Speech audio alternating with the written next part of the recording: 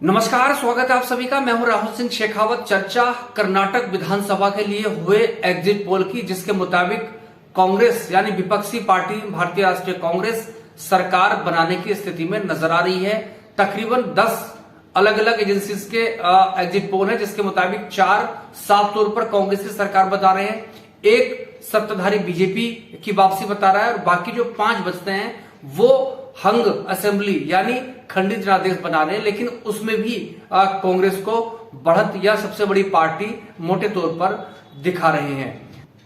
और अगर इस बार भी अगर खंडित जनादेश आता है तो फिर से जेडीएस की भूमिका किंग मेकर की होगी और इस पर जारी रखूंगा। लेकिन छोटी सी अपील, चैनल को सब्सक्राइब कीजिए और कंटेंट अच्छा लगे तो उसको शेयर जरूर कीजिए। आप जानते हैं कि राहुल गांधी की भारत जोड़ो यात्रा को कर्नाटक में जबरदस्त रेस्पॉन्स मिला था और जबकि चुनाव प्रचार में पूरा गांधी परिवार भी जुटा था, क्योंकि सोनिया गांधी भी, उनकी भी लंबे समय बाद एंट्री हुई थी। राहुल गांधी मुख्य चेहरा थे और उसके अलावा प्रियंका गांधी लगातार प्रचार कर रही थी। और बीजेपी की बात करें तो प्रधानमंत्री नरेंद्र मोदी उनके स्टार प्रचारक थे। अमित शाह ने भी कमान संभाली और जेपी नड्डा जो पार्टी के अध्यक्ष हैं उन्होंने भी रैलियों को संबोधित किया। 2018 में कांग्रेस और जेडीएस ने मिलकर सरकार बनाई थी, जो बाद में गिर गई थी या गिरा भी दी गई थी कथित तौर पर।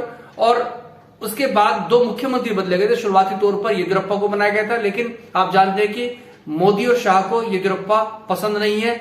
उनके नए निजाम में, उनके इस काल में वो बासवराज बोम्मई को सत्ता सौंपी गई थी, लेकिन सरकार को वो हैंडल नहीं कर पाए थे। जो नैरेटिव था, विपक्षी कांग्रेस 40% कमीशन की सरकार का नैरेटिव बनाया था, जो जमीन पर पहुंचता हुआ नजर भी आ रहा था। उसके अलावा तमाम मुद्दे थे और बीजेपी ने ध्रुवीकरण की राजनीति की थी, क्योंकि आप जानते हैं कांग्रेस ने अपने घोषणा पत्र में या वचन पत्र में बजरंग दल और पीएफआई दोनों पर, यानी कि मुस्लिम संगठन और एक हिंदू संगठन है, दोनों पर बैन लगाने की बात कही थी। और जिसके बाद बीजेपी जो बहुत मायूस थी, जो बीजेपी का जो कैडर था वो बहुत ज्यादा उत्साह नहीं था, उसमें प्रधानमंत्री नरेंद्र मोदी ने बजरंग बली के नारा लगवा के बोले वोट जाने से पहले बजरंग बली का नाम जरूर लेना। इस बार बोकालिंगा जो बेल्ट है उसमें कांग्रेस को सीटें अच्छी खासी मिलती हुई जा रही है और कांग्रेस के जो प्रदेश अध्यक्ष हैं डीके शिव कुमार, वो भी बोकालिंगा समाज के प्रभावशाली नेता है और देवगौड़ा जैसा कि खुद वो बोकालिंगा समुदाय के नेता हैं। तो जाहिर सी बात है वो चीज है। और उसके अलावा तटीय जो इलाके हैं उसमें बीजेपी की बेहतर स्थिति है और बाकी कांग्रेस का मोटे तौर पर पैन कर्नाटक पूरा प्रभाव साफ तौर पर है। अब सवाल ये उठता है कि अगर एग्जिट पोल सही साबित होते हैं तो इसका प्रभाव राजनीति पर क्या पड़ेगा। कर्नाटक के ठीक बाद 3 महत्वपूर्ण राज्य हैं हिंदी भाषी, छत्तीसगढ़, राजस्थान और मध्य प्रदेश, उनमें चुनाव होने हैं और ये बीजेपी के लिए बहुत महत्वपूर्ण है।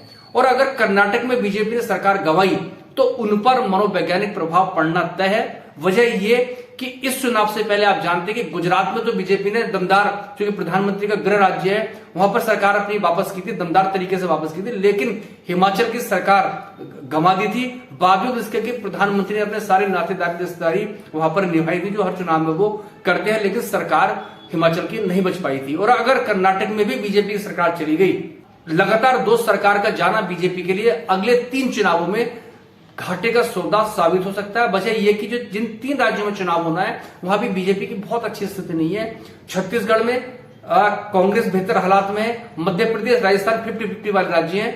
राजस्थान में कांग्रेस की अंदरूनी दिक्कत है, सचिन पायलट वाला मसला है, वरना एंटी इनकम्बेंसी गहलोत के खिलाफ बहुत ज्यादा नजर नहीं आती है। और मध्य प्रदेश की बात करें तो ऑपरेशन लोटस जैसा कर्नाटक में होता, वैसे ही मध्य प्रदेश में होता। कांग्रेस की सरकार गिराई गई थी, शिवराज चौहान को मुख्यमंत्री बनाया गया था, लेकिन इस बार वो भी प्रभाव छोड़ने में नाकाम है, जबरदस्त एंटी इनकम्बेंसी है।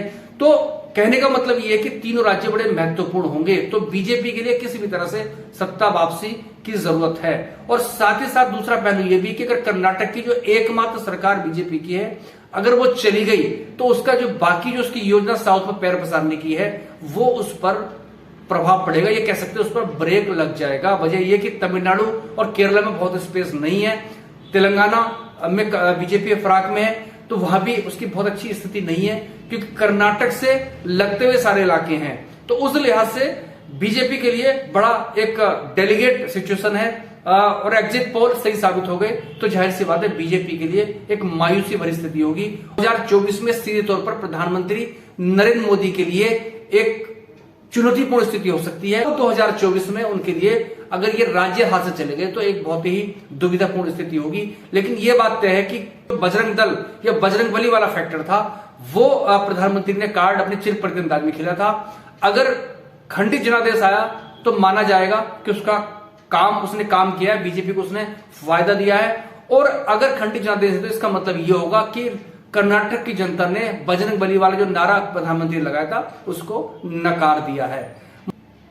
कर्नाटक के जो भी नतीजे होंगे उसकी आवाज राजस्थान, छत्तीसगढ़, मध्य प्रदेश के बाद 2024 के मुख्य जो दंगल है, जो लोकसभा चुनाव होंगे वहां तक जाएगी। और कांग्रेस के लिए अगर कर्नाटक एक बहुत बड़ा राज्य दक्षिण भारत का अगर अपने दम पर सरकार बनाती है तो कर्नाटक के लिए न सिर्फ राजनीतिक मैसेज होगा, साउथ में भी, क्योंकि तेलंगाना में कांग्रेस की नजर है, और उसके अलावा जो 3 हिंदी भाषी राज्य जहां सीधे तौर पर बीजेपी और कांग्रेस का ही मुकाबला होता है, तीसरे दल की वहां पे स्कोप नहीं है।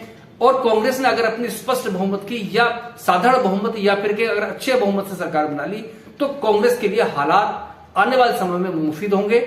और वजह यह भी है कि कर्नाटक आर्थिक तौर पर एक बड़ा राज्य है। आर्थिक तौर पर भी कांग्रेस, आप जानते हैं कि चुनौतियों का सामना करना पड़ रही है। अगर कर्नाटक में सरकार बन गई तो कांग्रेस के लिए आने वाले 3 राज्यों हिंदी भाषी में, जिसमें 2 सरकारें भी हैं, और राष्ट्रीय स्तर पर चुनाव लड़ने के लिए कांग्रेस के लिए एक बहुत बड़ी ऑक्सीजन कर्नाटक से मिलने जा रही है। और एक जीत के कई सारे मायने होंगे। खड़गे कि गृह राज्य में कांग्रेस की सरकार वापसी होती है तो उनके लिए एक बहुत बेनिफिट होगा, उनका कद बढ़ेगा। और दूसरा, राहुल गांधी की जो यात्रा है, क्योंकि पूरा गांधी परिवार ने ही कैंपेन को लीड किया था और उसके बाद स्थानीय स्तर पर खड़गे ने भी काफी सभाएं की थी। तो जीत का मैसेज बड़ा साफ होगा। और साथ ही साथ अगर लगातार दूसरा राज्य बीजेपी हार गई तो प्रधानमंत्री नरेंद्र मोदी के तिलिस्म या उनके जादू पर भी सवाल खड़े होंगे। जो ब्रांड मोदी है वो भी क्वेश्चनेबल हो जाएगा, क्योंकि लगातार 2 हार उनके लिए एक क्वेश्चनेबल होंगी, क्योंकि अभी तक नरेंद्र मोदी लगातार चुनाव जिताते आ रहे हैं। और दूसरी बात यह कि प्रधानमंत्री, ये भी सच्चाई है कि राज्य स्तर पर जो ब्रांड मोदी है, पहली बार सरकार बनाई लेकिन रिपीटेशन में वो बहुत ज्यादा कामयाब नहीं हुए हैं। सब